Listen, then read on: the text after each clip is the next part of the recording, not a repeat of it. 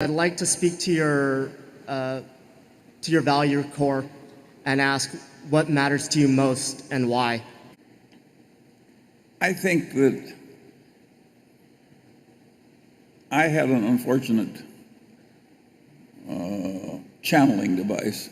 I was better at figuring things out than I was at everything else. I was never going to succeed as a movie star or as an athlete or as an actor or something. And I early got the idea that, partly from my family, my grandfather in particular, whose name I bore, had the same idea, that really your main duty is to become as rational as you could possibly be. I mean, rationality was just totally worshipped by Judge Munger and my father and others. And since I was good at that and no good at anything else, I was steered in something that worked well for me. But I do think rationality is a moral duty. That's the reason I like Confucius. He had the same idea all those years ago. And I think Berkshire is sort of a temple of rationality. What's really admired around Berkshire is somebody who sees it the way it is. Wouldn't you agree with that, Warren? Yeah, more than anything, more than energy. You better see it the way it is. Yeah. What? You better see it the way it is. Yeah. You see it the way it is. And so that's the way I did it. But that goes beyond a technique for amassing wealth. To me, that's a moral principle.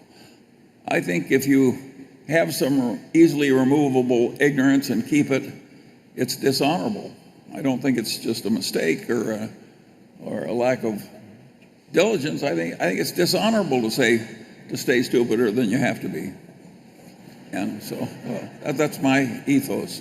And I think you have to be generous because it's crazy not to be. We're a social animal and we're tied to other people. Well, I would say, it doesn't sound very noble, but what matters to me most now, and probably has for some time, I mean, there are things that matter that you can't do. There are things that matter that you can't do anything about. I mean, in terms of health and the health of those around you and all of that. But actually, what matters to me most is that Berkshire does well. That basically, I'm in a position where we've probably got 1 million or more people that are involved with us, and it just so happens that it's enormously enjoyable to me, so I can rationalize the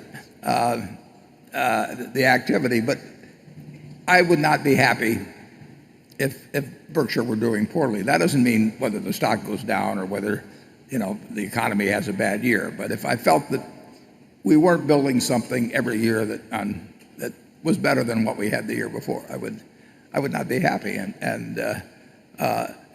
I get this enormous fun out of it, and I get to work with people I like. But that's very important. The truth of the matter is, it's easy for somebody like Warren or me to lose a little of our own money because it doesn't matter that much. But we hate losing somebody else's.